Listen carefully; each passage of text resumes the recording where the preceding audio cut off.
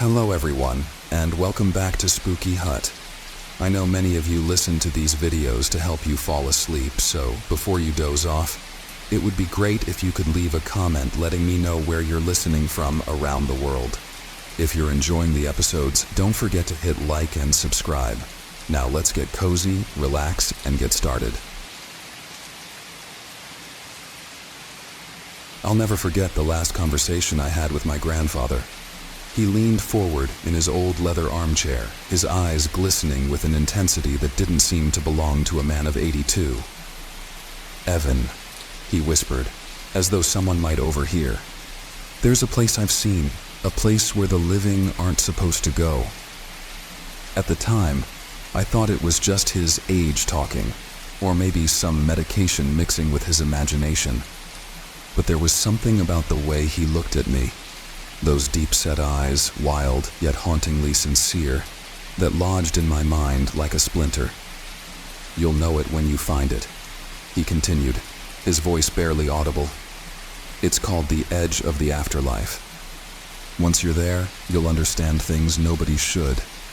And once you've seen it, Evan, it'll haunt you forever." Those were the last words I heard from him. 2 days later, he was gone. My grandfather's funeral was held in late October, and the wind had a biting edge as I stood alone by his grave. A cold drizzle started to fall as the last guests left, but I stayed, feeling some inexplicable pull to remain.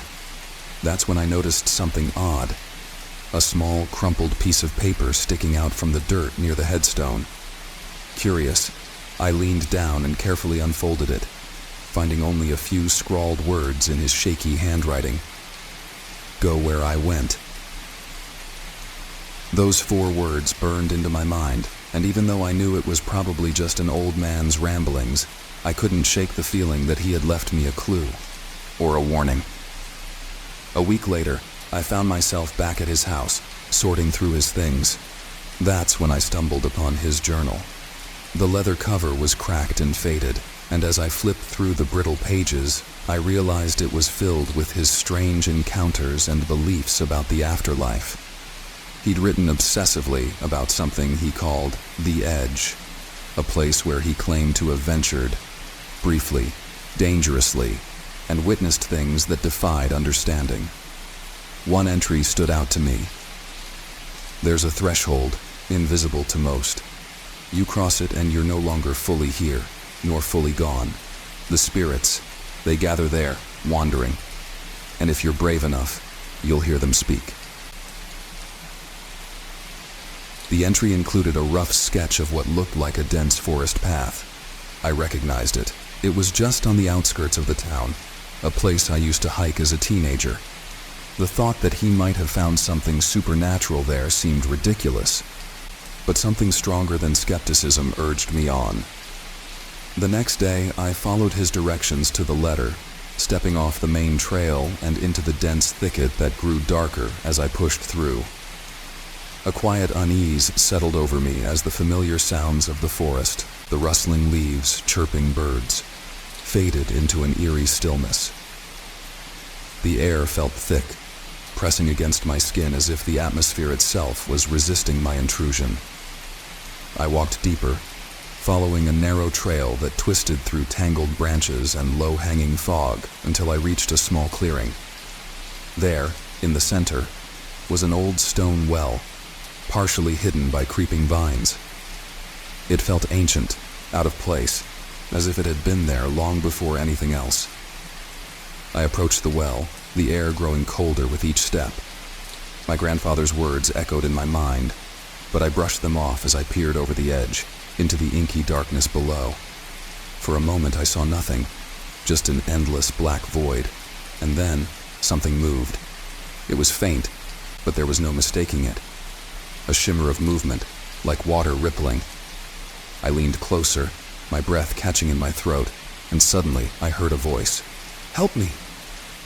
The words drifted up from the darkness, barely audible, but clear enough to send a chill down my spine. My pulse raced as I backed away, but then the voice came again, more insistent.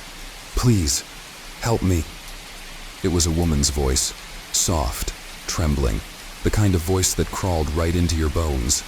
Against every instinct screaming at me to leave, I called out, "Who are you?" The silence that followed was deafening. I waited, shivering in the cold, just as I was about to turn away when a new voice answered. This one was different, harsher, like dry leaves scraping across stone. "She belongs to us now." A wave of nausea hit me, and I staggered backward. The voices grew louder, merging into a twisted chorus of pleas and laughter, desperate and mocking. They spoke of things that had no name, describing dark, twisted places, memories that felt plucked from nightmares. I wanted to run, to leave this place and never look back, but my feet wouldn't move. It was as if something held me there, binding me to the spot. The air grew colder, and I could feel a presence pressing in around me, invisible hands clawing at my skin. Then, out of the corner of my eye, I saw her, a woman, draped in shadow, standing just beyond the well. Her face was pale, almost translucent, and her eyes, those hollow black pits, were fixed on me. She raised a hand, reaching out as if she wanted to touch me, but her fingers trembled, as though bound by something unseen. "Help," she whispered, her voice barely more than a breath. I wanted to speak, to ask her who she was, but no words came out. I could only watch, frozen in horror, as she slowly began to dissolve, her form fading into the mist. Suddenly the voices returned, louder, filled with anger. "You shouldn't have come here," they snarled. "You don't belong." The ground beneath me trembled, and a cold, searing pain shot up my legs. I looked down, horrified to see shadowy tendrils coiling around my ankles, pulling me toward the well. I struggled, clawing at the ground, but the darkness only tightened its grip. As I was dragged closer to the edge, I caught one last glimpse of the woman. She mouthed something, a warning maybe, but before I could decipher it, my foot slipped, and I fell forward, my hands gripping the cold stone rim. I looked down into the darkness, and for a heartbeat, I saw another world. A place filled with twisting shadows and figures that writhed in torment. Faces twisted in silent screams, eyes that burned with hatred and sorrow. They were trapped there, souls caught in an endless limbo, reaching out for anyone foolish enough to cross their path.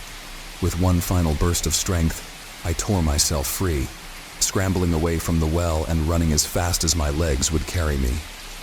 I didn't stop until I was back at my car, my heart pounding so hard I thought it might explode. But as I sat there gasping for air, I felt something cold in my hand. I opened my fingers and stared down, horrified to see a small, crumpled piece of paper. On it were my grandfather's words, written in the same shaky handwriting. "Some things are meant to stay dead." I don't remember driving home, only that the next morning, when I finally woke, I was clutching that piece of paper so hard it had torn in my hand. Since that night, I've tried to forget, to convince myself it was some twisted dream, a hallucination brought on by grief. But I know better, because every so often late at night, I hear a faint whisper echoing from somewhere deep within the darkness. "Help me." I always thought of myself as a grounded person, you know? I didn't believe in ghosts or anything supernatural.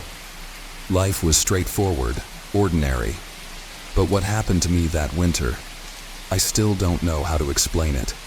It's the kind of thing you hear about in stories, but never think could happen to you. It was December, just before Christmas.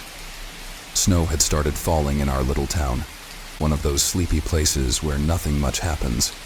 The main street was lined with twinkling lights, and the scent of pine hung in the air. My friend Matt, who worked at a nursing home just on the outskirts of town, asked if I could cover his night shift. He needed to take his mom to a late hospital appointment. I worked at the grocery store, but since he was in a pinch, I agreed. It didn't seem like a big deal.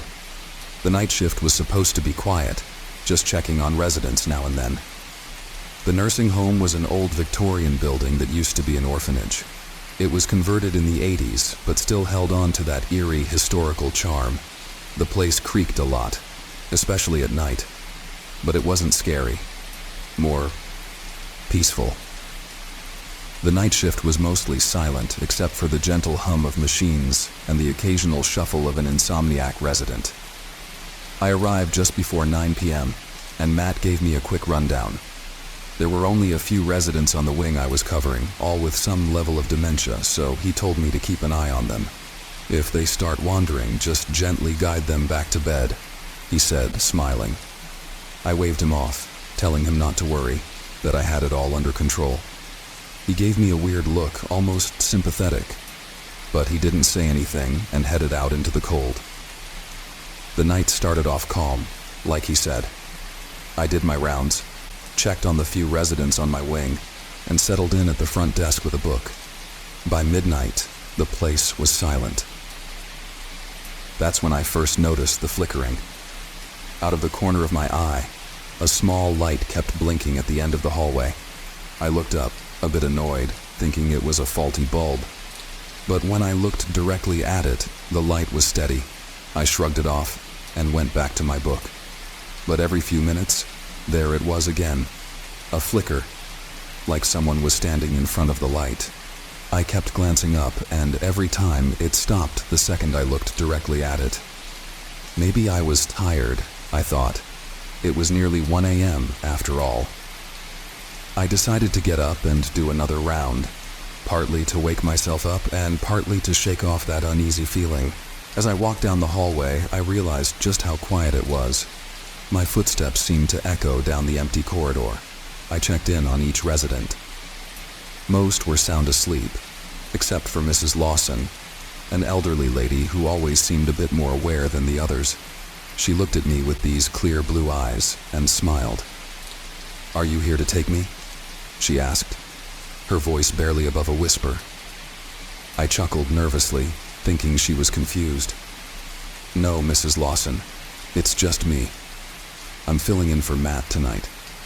She looked at me with a strange intensity, like she was studying me. "He'll be here soon," she said, almost with a sense of relief. "I'm ready." That unsettled me. I tried to comfort her, but she just nodded, looking past me like she saw something that I couldn't. I left her room feeling uneasy, like I'd missed something. The hallway seemed darker somehow, even though all the lights were on. The air was thick, heavy. I returned to the desk and tried to distract myself, but my mind kept going back to Mrs. Lawson's words. Who was he? And why did she look so calm, like she was expecting someone?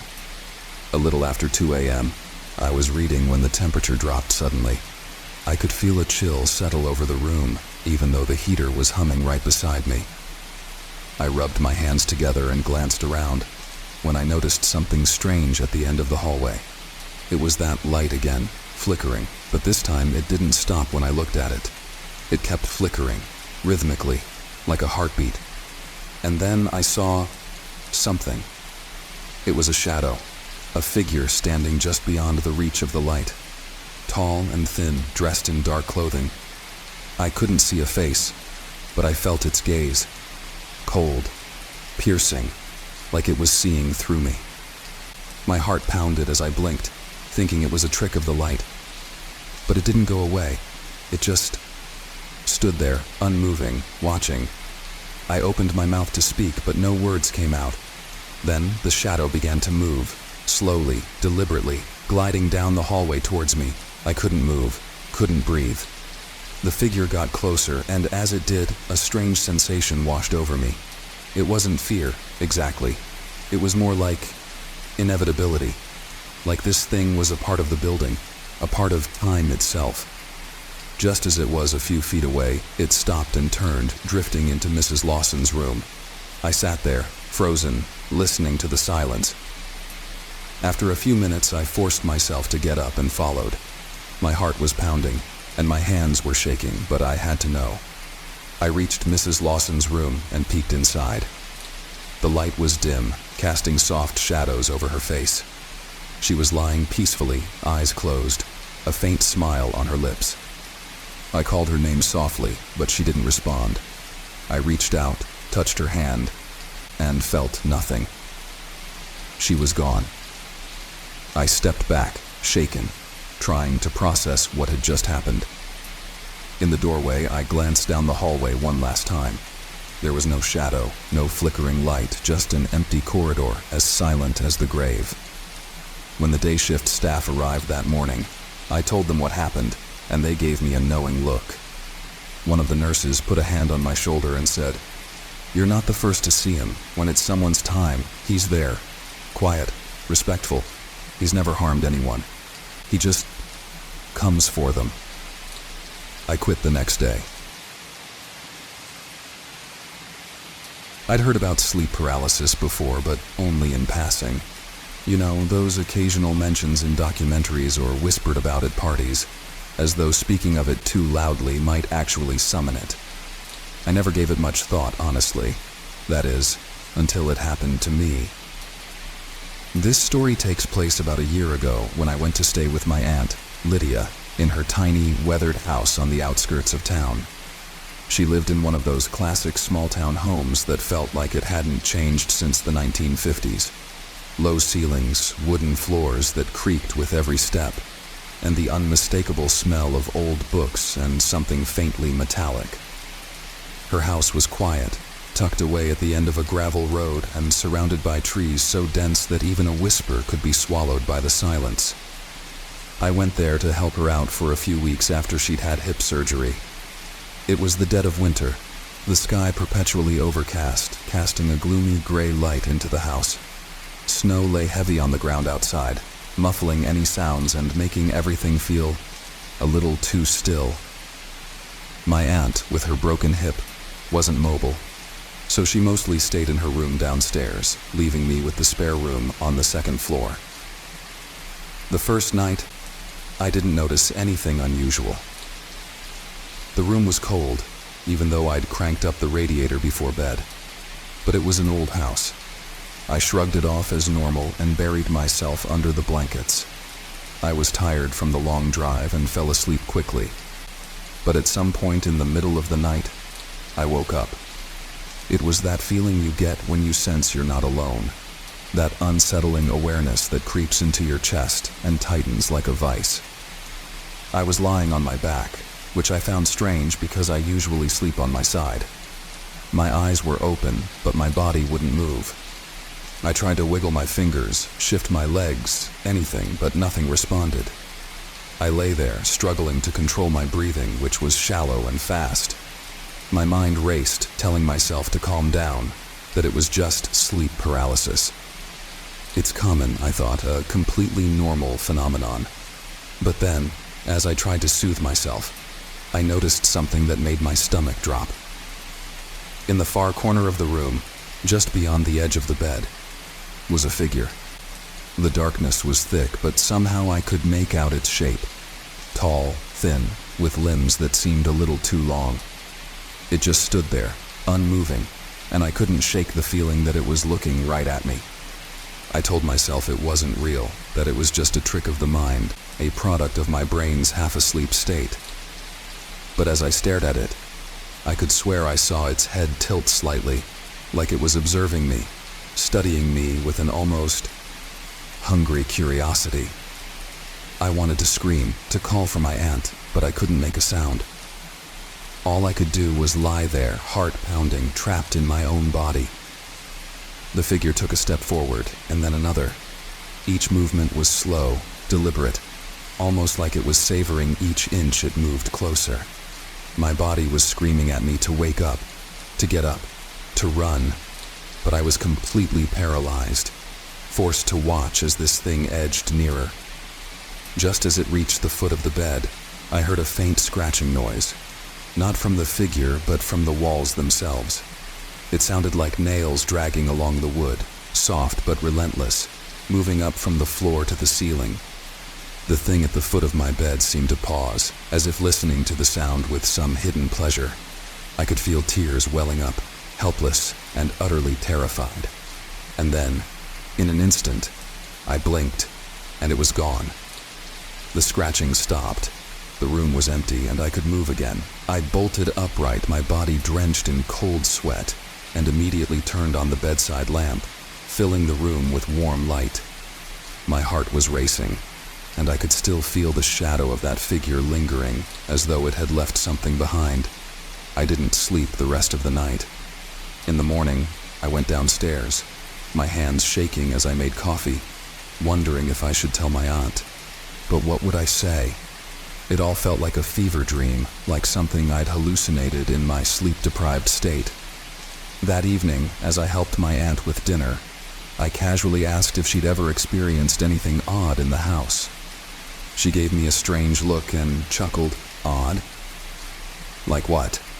Oh, I don't know, I said, forcing a laugh. Just noises or shadows.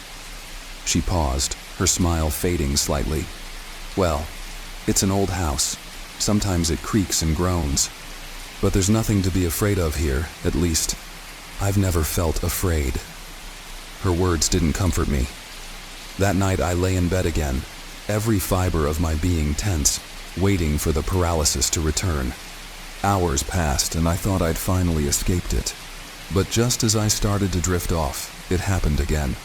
The same paralysis, the same suffocating feeling of being watched. This time, the figure wasn't in the corner of the room. It was standing right beside my bed. I could feel its presence so intensely that it was as if the air around me had solidified, pressing down on my chest. It leaned in closer, so close that I could make out the faint outline of a face, or what could have been a face, hidden in the shadows.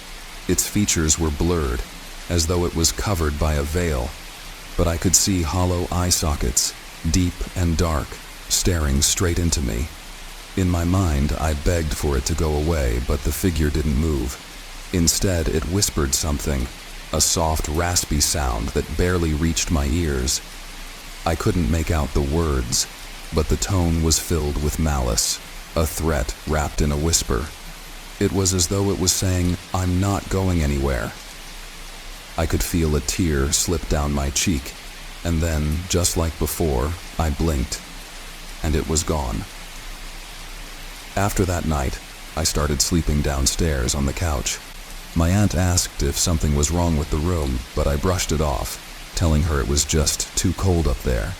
She seemed to accept that without question, though I noticed she watched me with a hint of concern. Maybe she knew more than she let on.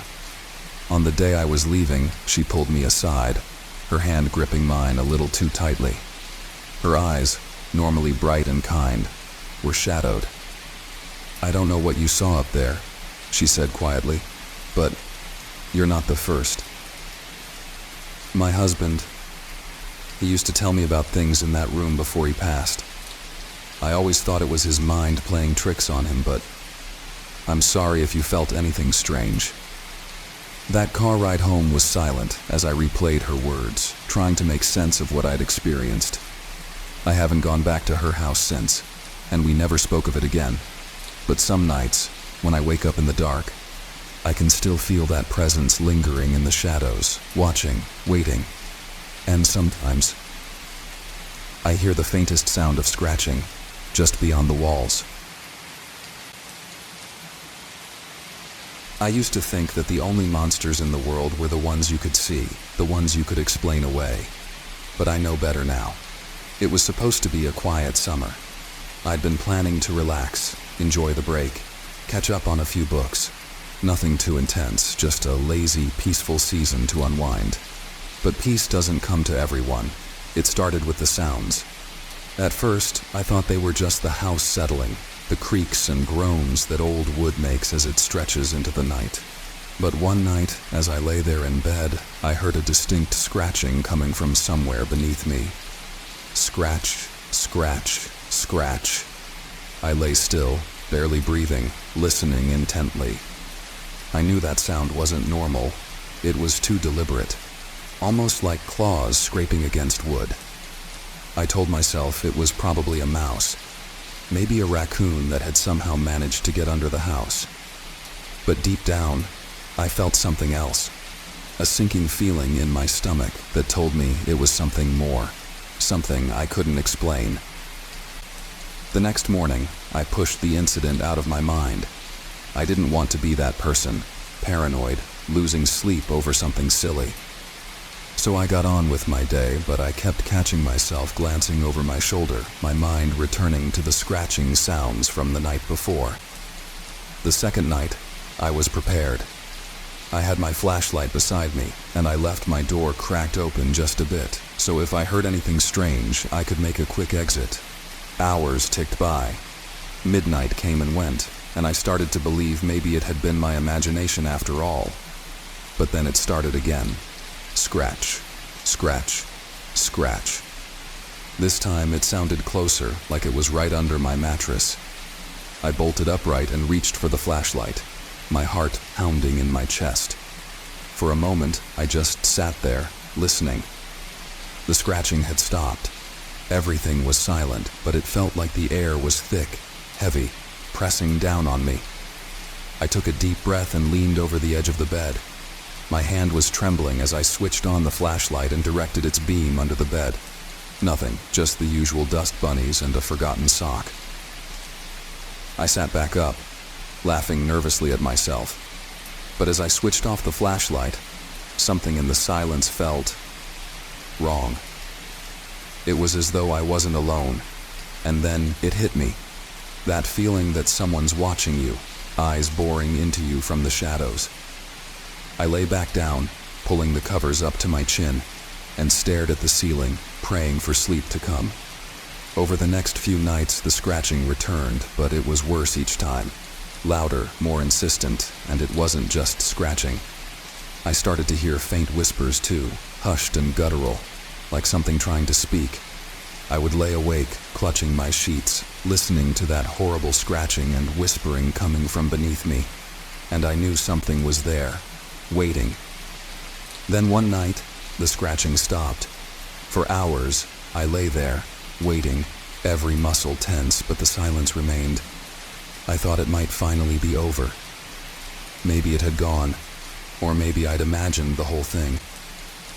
I finally started to drift off, relieved that the nightmare was finally ending. And then I felt something brush against my foot. I bolted upright, my heart pounding. The feeling had been unmistakable, cold, bony fingers grazing my ankle. I scrambled back against the headboard, gasping for air, staring down at my bed in horror. I was shaking, my whole body seized with fear. I couldn't stay in that room. I didn't care what it was or if it was real or just in my head. I ran out, slamming the door behind me, and went straight to the guest room. I locked the door and spent the rest of the night curled up, listening to every sound, every creak. But that night, the guest room was quiet. I avoided my bedroom the next day. I tried to convince myself it was all just stress, or maybe a trick my mind was playing on me. But when night came, the thought of going back to that room terrified me. I took a deep breath, grabbed my flashlight, and told myself that this was the night I'd figure it out. I stayed up until the early hours, waiting for the sounds, for anything to confirm that it wasn't just in my head. Finally, I heard it. Scratch, scratch, scratch. The sound was different this time, angrier, like whatever was under my bed was furious that I'd left. I held my breath, straining to hear, and then I heard it. Low, whispering words I couldn't make out, coming from directly beneath me. I got down on my knees, my hands trembling as I lifted the edge of the blanket. I held the flashlight out in front of me and took a deep breath. Slowly, I leaned forward and looked under the bed. The beam of my flashlight hit the floor, illuminating a pair of hollow, empty eyes staring back at me. The thing was lying there, its pale, twisted body stretched out in the shadows. Its skin was thin, almost translucent, and it looked wrong. Its limbs too long, its head too large, with a twisted, open grin that revealed rows of jagged yellow teeth. For a moment, I was paralyzed, staring into those eyes, that horrible grin. And then, it moved. Slowly it began to crawl toward me, its twisted limbs shifting in strange, unnatural ways, its mouth opening wider and wider, revealing more and more of those sharp teeth. I stumbled back, my hand slipping off the flashlight, and fell against the wall. I wanted to scream, but no sound came out. I could only stare, helpless, as the creature dragged itself closer and closer. It stopped just inches from me, that horrible grin still plastered on its face. And then it spoke, its voice a raspy, guttural whisper that made my blood run cold. "I've waited so long." Those words were the last thing I remember before everything went black. I woke up the next morning in the guest room, but I couldn't remember how I got there. The events of the night before felt hazy, like a bad dream. But when I looked down, I saw the scratches on my ankle, thin, red marks that traced the path where the creature's fingers had touched me. I couldn't stay in that house.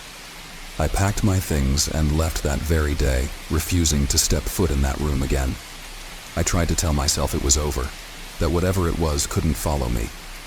But every night, as I lay in bed, I can't help but feel like there's something just beneath me, and sometimes in the dead of night, when everything is quiet, I hear it.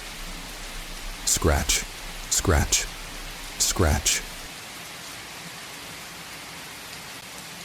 There's a certain feeling that settles over you when you wake up and realize you can't move. The weight of the room presses down, and every shadow seems to take on a life of its own. You're caught somewhere between sleep and waking, held down by an invisible force, and that's when you see them. The figures, the shapes lurking just beyond the edge of the bed. Faces too dark to make out, but eyes. Oh, you can see the eyes. My name is Alex Turner. I'm 27, from a small town in New Hampshire, and up until a few months ago, I'd never even heard of sleep paralysis demons. Now, I can't unsee them. Every night I dread closing my eyes, knowing they're waiting. People think sleep paralysis is just some scientific phenomenon, a quirk of the mind during REM sleep.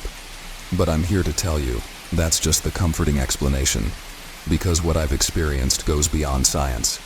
I wouldn't wish it on anyone. It started on an unremarkable night. I'd had a regular day at work, come home, and settled into bed around midnight. I drifted off without much thought. But somewhere in the early hours of the morning, a heaviness pulled me back into consciousness, pinning me to the bed. I blinked, trying to adjust to the darkness. The room was silent, but something felt off, thick, as if the air itself had turned to stone. I couldn't move. My arms, legs, even my fingers felt glued to the mattress. I wanted to scream, but no sound came out. I stared into the shadows of my room, my eyes straining, and that's when I saw it. The figure. It was tall, crouched in the corner by the closet. Its body was draped in shadows, blending into the dark, but I could feel its gaze. 2 pinpoints of red glowed where its eyes should have been, piercing through the pitch black. It watched me, and I could feel it in my bones. The air around me grew colder, and a chill slid up my spine. It was real. I knew it was real. My heart pounded so hard I thought it might break through my chest. I tried to will myself to move, to scream, to do anything, but I was trapped. Slowly, the figure began to rise, standing tall, its head almost touching the ceiling. It glided closer, silent, its eyes never leaving mine. Then it leaned over, its face inches from mine. I could feel its breath, hot, putrid, like something dead and rotting. A guttural whisper filled the room, a sound that scraped against my eardrums. "You can't escape." And just like that, I could move again. I bolted upright, gasping for breath, drenched in sweat. The figure was gone. The room looked normal, undisturbed. But I knew what I'd seen. That feeling of dread lingered, a weight that sat heavy on my chest. I told myself it was just a nightmare, an episode of sleep paralysis. I spent hours scrolling online, reading about it, but nothing explained the intensity of that experience. I tried to shake it off, but each night it got worse. The figure returned, sometimes crouched at the foot of my bed, sometimes perched on the dresser, its red eyes fixed on me, and each time it came closer. I started sleeping with the light on, hoping that might help. It didn't. If anything, it made it worse because I could see it more clearly in the dim glow. Pale, rotting skin, long, bony fingers, its mouth twisted into an unnatural smile that seemed to stretch impossibly wide. One night, I was drifting into sleep, half expecting the terror, when a scratching sound jolted me awake. It was soft at first, barely audible, but it grew louder, more insistent. It was coming from under my bed. I lay there, paralyzed, my heart racing, hoping it would stop. But it didn't. The scratching grew into a frantic scraping, as if something or someone was trying to claw its way out. I tried to close my eyes, to pretend it wasn't happening, but the sound was relentless. Then a new sound joined it, a raspy, labored breathing, inches from my face. I opened my eyes and there it was. The demon was hovering above me, its face distorted, almost as if it were grinning. Its eyes held mine, filled with a hunger, a malice that made my skin crawl. "You belong to us," it rasped, its voice like nails on glass. I don't know how long I lay there, paralyzed with fear, staring into those red, malevolent eyes. When I finally managed to move, I shot out of bed, turning on every light in my apartment. The figure was gone, but its presence lingered. Every corner, every shadow seemed to pulse with its energy. I knew it would return, and I knew that each time, it would get closer. I went days without sleeping, too afraid of what might happen if I closed my eyes. I tried sleeping at a friend's place, hoping the change of scenery might help. It didn't. The demon followed me, waiting patiently until I was alone, until the lights were off, until I was vulnerable. Every night it came a little closer, its whispers growing louder, its touch colder. Desperation drove me to seek help. I spoke to doctors, therapists, anyone who might have an answer. They all told me the same thing.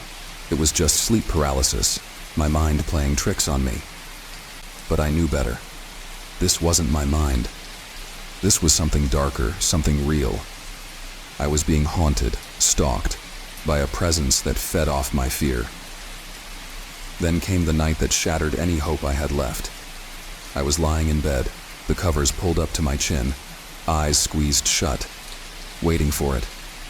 The air grew thick, cold, and I felt the familiar weight pressing down on my chest. I opened my eyes, expecting to see the demon hovering over me. But it wasn't there. The room was empty. Relief washed over me. Maybe it was over. Maybe it had finally left me alone. I sat up, exhaling a shaky breath, and that's when I saw it. The figure was standing by the window, but it wasn't alone. There were more of them. A dozen figures, each with those same red eyes, watching me, waiting. I tried to scream, but my voice caught in my throat. One by one, they began to move closer, circling the bed, their eyes glowing in the darkness. They didn't speak, but I could hear their whispers, a cacophony of voices filling my mind, each one promising pain, terror, and suffering. I clamped my hands over my ears, squeezing my eyes shut, willing them to disappear. But the voices didn't stop. They grew louder, more insistent, until they were all I could hear. My vision blurred, the room spinning around me, and I felt myself slipping, falling into a darkness that seemed to have no end. When I woke up, it was morning. Sunlight streamed through the window, casting warm, comforting light across the room. I sat up, my body aching, my mind reeling from the night's events. I glanced around, half expecting to see the demons still lurking in the corners. But the room was empty, peaceful even. For a brief moment, I thought maybe it was over. Maybe they were gone. But then, I noticed the marks. Scratches on the walls, deep, jagged lines that hadn't been there before. And on the ceiling, scrawled in what looked like ash, were 3 words. "We are waiting." Now, every time I close my eyes, I see them. They're there, just out of reach, lurking in the shadows, watching, waiting. They know I'm theirs, and I know it's only a matter of time before they come for me again. The first time I saw it, I thought I was just exhausted. I mean, who wouldn't be? A 16-hour shift, and then the drive home in pitch-black darkness. I had barely made it up the steps of my apartment, fumbling for my keys, when I caught sight of my reflection in the hallway mirror, but it wasn't me. It was my face, sure. Same tired eyes, same unshaven stubble. But something about it was wrong. I didn't realize it then, but I wasn't looking at myself. I was looking at a dead man. The image lingered for just a moment. A pale face, bruises on the neck, lips slightly parted as if gasping for breath. I blinked hard, rubbed my eyes, and the face went back to normal. Just me, too tired to see straight. But that was only the beginning. When you're as overworked as I was, you don't think too much about a weird look in a mirror. I brushed it off, chalking it up to fatigue and stress. Besides, there were bigger things to worry about. Rent was overdue, the fridge was practically empty, and I had to be back at work in a few hours. But the next time I saw that face, it was worse. I was getting ready for bed, running a damp towel over my face in the dim bathroom light. When I looked up, the face was back. This time, it was closer, leaning forward as if it were just on the other side of the glass. My heart thumped as I examined it, every detail now clear. A sickly gray pallor, blackened veins crawling up the neck, and eyes that looked empty, lifeless. I felt the bile rise in my throat. In the reflection, I could see bruises, dark and ringed around my own neck. Number not my neck, his neck. That thing in the mirror had my face, but it wasn't me. In a panic, I stumbled back from the mirror, wiping my eyes frantically. The face disappeared, leaving only my own haunted reflection staring back. I didn't sleep much that night, and when I did drift off, I had dreams of dark hallways, of something pressing against my throat, squeezing tighter and tighter until I couldn't breathe. The days that followed blurred together, each one worse than the last. I tried to ignore the mirror, to avoid looking at it, but I couldn't shake the feeling that it was watching me, waiting for me to catch another glimpse. One night, after yet another grueling shift, I came home to find the mirror moved. It was subtle, but I knew every inch of that small apartment. And I was certain that the mirror, which usually hung opposite my front door, had somehow shifted an inch or two to the left. It was tilted slightly, as if someone had tried to pry it from the wall and failed. I didn't remember touching it, but I straightened it out with trembling hands and went to bed, feeling a strange, cold dread settle in my bones. That night, I had another dream. In it, I was back in my apartment, standing in front of the mirror. But something was wrong. I was paralyzed, frozen in place as I stared into the glass. And then the reflection started moving on its own. It raised a hand to its throat, fingers curling as if to squeeze, and I felt a tightness in my neck, as though invisible hands were closing around me.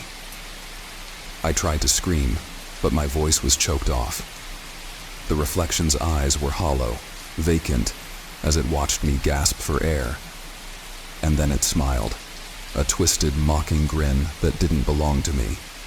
I woke up drenched in sweat, gasping for air, hands clutching my neck.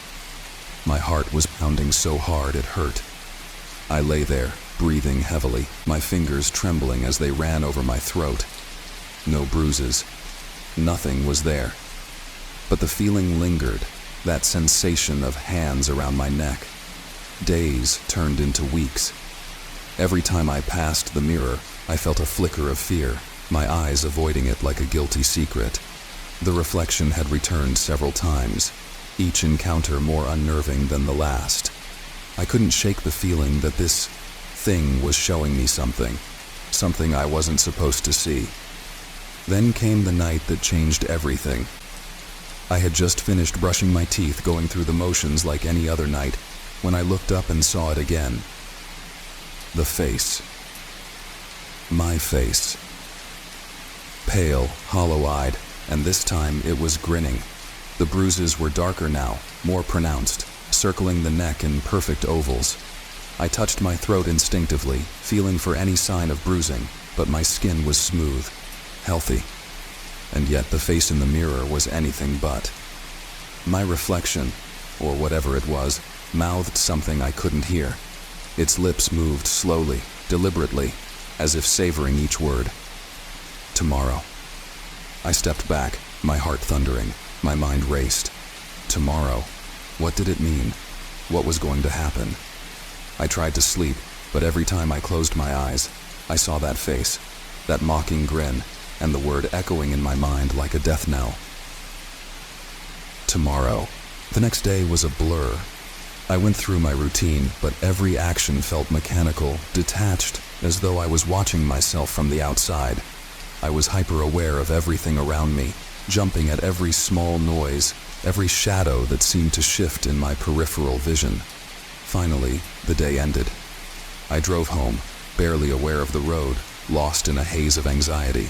The sun was just beginning to set, casting long shadows across the street as I pulled into the parking lot. As I climbed the stairs to my apartment, that gnawing sense of dread grew stronger. I unlocked the door, heart pounding as I stepped inside. The apartment was dark, silent, except for the faint hum of the refrigerator. And then I saw it. The mirror. It was no longer on the wall. It had moved again, this time leaning against the opposite wall, as if someone had physically lifted it and set it there. My hands trembled as I approached it. I didn't want to look, but some sick curiosity pulled me closer. My reflection stared back, calm and expressionless. I swallowed hard, forcing myself to keep looking. And then, it moved. I stood still, heart hammering, as my reflection raised its hand to its throat. Slowly, deliberately, it wrapped its fingers around its own neck, squeezing tighter, harder, until its face turned a sickly shade of purple. I couldn't breathe. My own throat felt tight, as though invisible hands were closing around it. I stumbled back, gasping, my fingers clawing at my neck. The reflection smiled, a final, twisted grin as its eyes rolled back, and then it went still. I fell to the floor, choking, my vision dimming as I fought for air. I could still see the mirror out of the corner of my eye, the reflection frozen in that horrifying image, a corpse staring back at me with dead, empty eyes. Then everything went black. I woke up on the floor hours later, throat raw, body drenched in sweat. The mirror was back on the wall, perfectly aligned, as though it had never moved. But I knew what I had seen, what I had felt. My neck was sore, bruised, like I'd been strangled in my sleep. And as I stared at my reflection, I saw a faint, dark ring around my throat, a bruise that hadn't been there before. I moved out the next day, leaving the mirror behind. But no matter where I went, I could still feel its presence. Every time I caught my reflection in a window, a puddle, or the rearview mirror, I saw it there, lurking just beneath the surface, waiting to remind me that death is only ever a heartbeat away. The silence was overwhelming as I stood in front of the crumbling brick facade, staring up at the looming mass of Coldwater Penitentiary. It was a place that haunted the locals, a site of nightmares and whispered tales. It was also a place I had spent years trying to erase from my mind. But on this cold autumn night, I felt a strange, undeniable pull to return. My name is Ben, and I'm 37 years old. 20 years ago, I was one of the last guards here, assigned to the night shift, where I witnessed things that still make my skin crawl. Things I've never spoken about to anyone, not even to myself in the darkest hours of the night. They say time heals all wounds, but I think they're wrong. Some memories linger like poison, spreading slowly through the veins. And tonight, for some reason, I felt compelled to confront them once more. With a shaky breath, I pushed the heavy iron door, and it groaned open, sending a low, mournful echo through the empty corridors. As I stepped inside, the air felt thick, oppressive, weighed down by the scent of mold and decay. I could feel the weight of eyes on me, a sensation I knew well from all those nights pacing these same shadowed halls. Only now I was alone, or so I thought, Coldwater had been shut down after a fire gutted half of the West Wing, leaving dozens of inmates unaccounted for. Some said they burned alive, trapped in their cells, forgotten by a world that had already given up on them. Others claimed they escaped, scattering into the wilderness like wild animals. But I knew better. I had seen things, heard things, things that didn't make sense. And as I wandered the darkened hallways, those memories came flooding back. My footsteps echoed, blending with the creaks and groans of the building settling around me. It was like the prison was alive, breathing, its heart still beating beneath the layers of rot and ruin. I found myself drawn to the north wing, where the worst of them had been kept. This was the place where inmates went when the regular cells couldn't contain their madness or violence. It was also where the fire had supposedly started, spreading with a ferocity no one could explain. The air grew colder as I approached, a chill seeping into my bones. I stopped in front of cell 43, the one cell I had never been able to forget. The cell door stood open, and inside, the walls were scorched black. The metal bed frame twisted and melted from the heat. But that wasn't what made my heart race. It was the message scrawled across the back wall in charred letters, barely visible in the dim light. "We are still here." My throat tightened, and I took a step back, almost tripping over my own feet. I could feel the hairs on the back of my neck stand up as I forced myself to breathe. This wasn't possible. I'd been there that night. I'd seen this cell, inspected it after the fire had been put out. That message hadn't been there, and yet here it was, as clear as day, like a mocking reminder of something I'd tried to bury. Then I heard it. A whisper, low and hoarse, drifting down the hallway. "Ben!" It was a voice I recognized. The voice of an inmate who should have been dead. A man named Joe Tanner, who'd been known as the Butcher of Coldwater. He'd been convicted of murdering 6 people, though he'd always claimed there were more. I had been the last one to see him alive on the night of the fire. I remembered his eyes, wild and full of something dark, staring at me through the bars as the flames roared down the hallway toward him. But it couldn't be. He was gone. All of them were. "Ben." The voice echoed again, closer this time, followed by a faint shuffle of footsteps. I turned, scanning the shadows, half expecting to see his twisted, scarred face leering back at me. But the hallway was empty. My heart pounded, but I kept moving, drawn deeper into the north wing, where the darkness seemed to thicken with each step. My flashlight flickered, and for a brief moment, I was plunged into blackness. When it came back on, I found myself staring into another cell, this one untouched by the fire, with a set of bars that gleamed faintly under the dim light. Inside, I saw a figure slumped against the wall, arms wrapped around his knees. He was dressed in the old prison uniform, his face hidden in shadow. I froze, flashlight trembling in my grip. "Joe?" I whispered, barely able to force the words out. The figure didn't respond, but I could feel its eyes on me, a searing gaze that seemed to pierce through the darkness. Slowly, almost mechanically, he lifted his head, and I felt a wave of nausea hit me as I saw his face, or rather, what was left of it. His skin was charred and cracked, blackened like the walls of his cell, his mouth twisted into a grotesque smile. And his eyes were empty, hollow, like twin black holes drawing me in. "Why did you leave us, Ben?" His voice was a raspy whisper, filled with a pain that was almost tangible. "We trusted you. I couldn't..." My voice was barely a murmur, but he heard it. I saw the anger flare in his eyes, and I stumbled back, the flashlight slipping from my grasp and clattering to the floor. The hallway plunged into darkness again, and I could hear movement, a soft shuffling, footsteps approaching from all sides. Panic surged through me as I fumbled for the flashlight, my fingers trembling as I finally managed to switch it back on. When the beam illuminated the hallway, I saw them. Figures lined up on either side of me, filling the hallway. Inmates, each one scarred, burned, their faces twisted with hatred and agony. They stared at me, their hollow eyes accusing, their bodies warped and broken, but they moved with an unnatural, jerky rhythm, as if their bones didn't quite fit together. "We are still here," they murmured in unison, their voices blending into a haunting chorus. "Forgotten. Abandoned." I stumbled back, heart racing, my mind screaming at me to run, but my feet felt glued to the floor. Then Joe stepped forward, his charred hand reaching out, fingers curled like claws.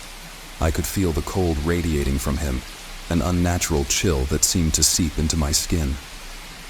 "Join us, Ben," he whispered, his voice barely audible. "Stay with us. Forever." At that moment, a strange calm settled over me, a heaviness that made it hard to breathe. I could feel something tugging at me, pulling me toward them, as if they were trying to draw me into the darkness, to make me one of them. My vision blurred, and I could feel the cold spreading, seeping into my bones, freezing me from the inside out. But then, something snapped. Maybe it was instinct, or maybe it was sheer terror, but I found the strength to break free, to tear myself away from their grasp. I turned and ran, my footsteps echoing wildly as I sprinted down the corridor, heart pounding, lungs burning. I didn't stop until I burst through the front doors and collapsed on the grass outside, gasping for air. The prison loomed behind me, silent and still, but I could feel their eyes watching me, lingering like a curse. I left Coldwater that night, vowing never to return, but I knew deep down that I would never truly escape. They were still there waiting, trapped in the shadows, forgotten by the world, but never truly gone. And sometimes, when I'm alone in the dead of night, I can still hear their whispers, calling my name, reminding me of the promise I never kept. I never used to be afraid of the cornfields. Growing up on my family's farm, the fields were just another part of life, as ordinary as the rising sun. But now, when I look out at that endless sea of corn stalks stretching to the horizon, I feel a chill deep in my bones. There's something about that place now, something wrong. And it all started with the scarecrow. It was late September when Dad decided to put up the new scarecrow. The crows had been getting worse, tearing up the fields and devouring the corn before we could even harvest it. "Nothing like a good scarecrow to keep those pests in line," he said, his voice as steady as it had been all my life, though his hands trembled more than they used to. The scarecrow itself was a crude thing, thrown together from old burlap sacks and stuffed with hay. Dad had given it a face, stitching on a mouth that twisted into an uneven grin. The eyes were made from old black buttons, dull and lifeless yet somehow watching. But the worst part was the hat, an old, beaten-up fedora that looked like it had seen 100 storms. "Let's call him Lucky," Dad joked. But even then, I couldn't bring myself to laugh. We put Lucky up that day, driving a stake deep into the earth to keep him standing tall over the rows of corn. I kept looking at that twisted grin, the strange shape of his burlap head, wondering why it seemed to change every time I looked at it from a different angle. But I shook it off. It was just a scarecrow. That night, the wind howled through the fields, rattling the dry corn stalks like bones. From my bedroom window, I could see Lucky standing tall, his head slightly tilted, as if he were listening to the whispering fields around him. I tried to ignore it, to close my curtains and sleep, but something gnawed at me.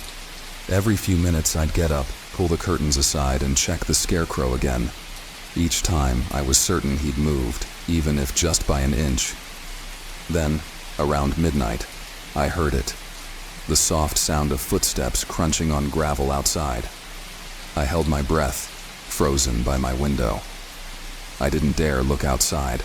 There was no one else on the farm but me and Dad, and he was fast asleep down the hall. But the footsteps kept going, slow and steady, circling the house.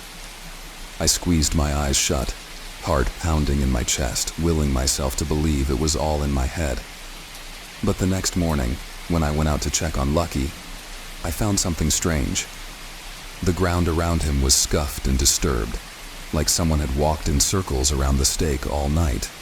The corn stalks nearby were broken and bent, and a faint trail of footprints led away from the scarecrow, disappearing into the depths of the field. I told Dad about it, but he just laughed it off. "You're letting your imagination get to you, son. Lucky's just doing his job, that's all." But I wasn't convinced. That night, I set up a chair by my window, determined to keep watch over Lucky until dawn. For hours, nothing happened. The moon hung low over the fields, casting long shadows across the rows of corn, and Lucky stood as still as stone, his grin twisted and lifeless. But just as I started to doze off, I saw it. A faint movement, a slight shifting of his head. I rubbed my eyes, convinced I was seeing things. But no. Lucky's head was turning, ever so slowly, until he was facing my window. I scrambled back, heart racing. His button eyes were staring right at me, that unnatural grin stretching wider, almost mocking. And then, just as quickly, he stopped moving, as if nothing had happened. The next few nights were torture. Every time I closed my eyes, I'd see him standing there, watching.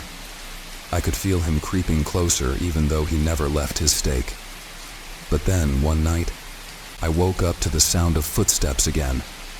This time, they were closer, just outside my window. I forced myself to look. And there, standing right outside my window, was Lucky. His head was cocked to one side. The grin stretched wider than I'd ever seen it, almost as if he were laughing at me. I couldn't move, couldn't scream. I just sat there, staring into those empty button eyes, feeling the cold dread settle over me. Then he lifted a hand. The hay-stuffed fingers brushed against the glass, tapping slowly and rhythmically. Tap, tap, tap. I don't know how long I sat there, paralyzed by fear. But at some point, he turned and walked back toward the fields, his movements stiff and unnatural, like he was struggling to keep himself upright. I watched him disappear into the corn, his twisted grin the last thing I saw before he vanished from sight. The next morning, I went out to check the fields. Lucky was back in his spot, staked firmly into the ground, his head tilted to the side in that same mocking grin. But there was something different about him. His burlap skin was stained, dark patches spreading across his chest and arms. And then I noticed the smell.